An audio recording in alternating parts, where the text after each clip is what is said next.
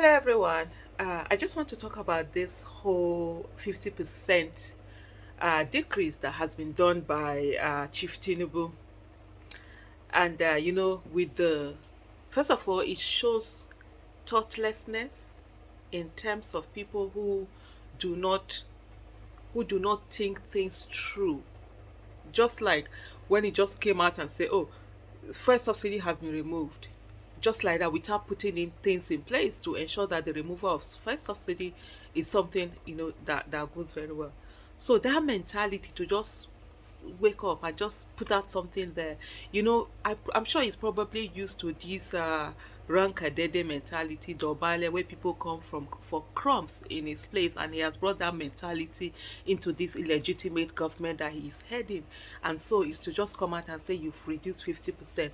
And what people don't understand, and I think I'll just try as much as possible to break it down.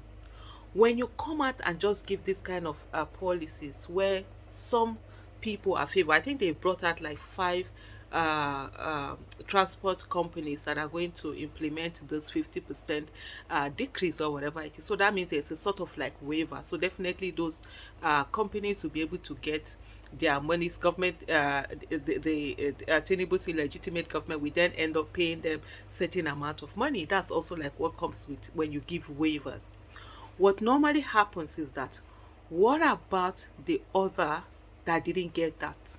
What are they supposed to do this period? Some people, some people mostly don't think things through, and they're like, oh, okay, yes, it is easy, and oh, this one, it's free. That means the illegitimate government is working. Really?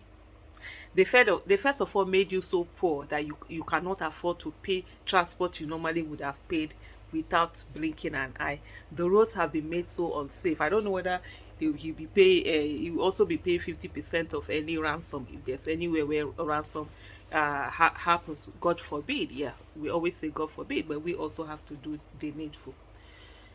These are wolves that people are looking at. Look at the ripple effect. What about all those other people who bought fuel at 100%, parts of their cars, everything, the tires, whatever, needing to carry passenger? Now they are having to unfavorably compete with some people who are being given some sort of waiver by the illegitimate government.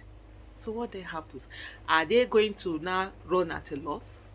These other people that are not on this list, will they now be forced to carry these passengers? Are they going to be paying their staff less and everything? These are the things that are when they do these things, they don't look at the repercussion. They don't look at the ripple effect. And I'll give you an example. There's this tomatoes, Aline tomatoes paste. I'll try and put the picture up here for you to see. Alim tomato paste was Alim that I used to import, made my own brand. I made sure it was done in China. I made sure I had the best quality. Like when you go to China, they will ask you whatever kind of quality you want. I went for the best because I really wanted the things that for me, when I'm selling things or doing things, even when I'm building houses, I always look, what would I want? I wanted tomato that was red, that wasn't sour. I hate that sourness. That wasn't sour, that you use, and it to be nice, take really good quality. And I did that. Lo and behold, we came. Several things happened.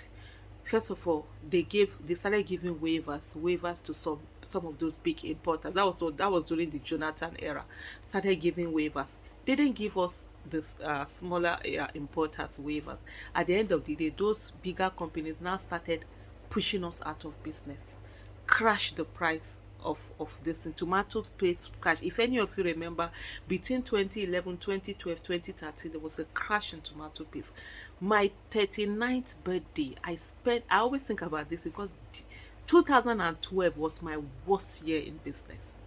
Yeah, as bad as things are now, I don't feel it as that. Because this one I will coast. But I'm not making money, I will just be chilling. That one I was losing money. I had containers upon containers upon containers of sachet tomato that I've imported, and I will clear this container. When I finish clearing the container, each carton of sachet tomato will come out either 1,080 naira 1,000. There was one that was 1,150 or something. You know, sometimes the demorage, some containers we cleared, some were 1,013. And I was selling them like 600 naira in Kano. Imagine you've cleared them at the port, then we used to pay about 250, 270, 300 to Kano. You use carry and then go and sell them like half the price. If I had no and I told my distributor, my producer, then I said, stop production, cancel my order. He refused to cancel my order. He still kept producing. Wallahi, today I look back, if I had known, I would have just allowed the goods to rot at the port and just pay my producer. That was better than me actually now clearing the goods and bringing them out, because I now ended up incurring more losses.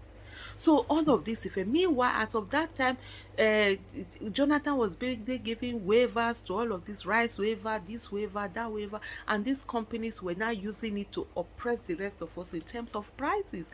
And at the end of the day, a good number of companies closed down. I closed down my company. I had a lot of staff then. I had to say apologies, so I can't. And then the only other way they said I could make it was either to reduce the quality of the product, that's not to have the good product I have, or reduce the quantity. So for example, if it's 100 grams, we will put 80 grams or 90 grams instead of 100. So those small ones, I said I cannot do any of those. I would rather lose my money. I would rather close the business and move on. That was what I did. So when you think about all of these things where they are saying, oh, 50%, oh, so and so companies are the ones that are going to be used, ask yourself, what about the other people who are doing transport business, who that's their means of livelihood, who is going to pay them 50%? What is going to happen to them now? That is it, they won't get those costs, or people will expect their prices to reduce and all of that. Nigerians are not looking for peanuts. Nigerians are not looking for charity. Nigerians want enabling environment and the rule of law for them to be able to thrive in their country. That's what Nigerians are looking for. Not all of these harebrained ideas that are being done. You're thinking about strategy. They say strategy. Where is the strategy? Master strategies with no strategy. They use all the strategy to rig election, to maim, to bring in violence, to maim and kill people. Now it's time for the governance. It's one thing to steal election. It's one thing to rig election.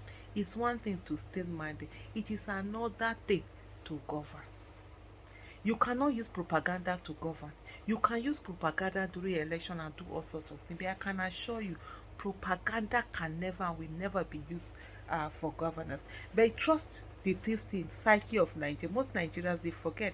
They see small couple, they reduce this thing, all of them are happy, forgetting that what is the repercussion of all of this.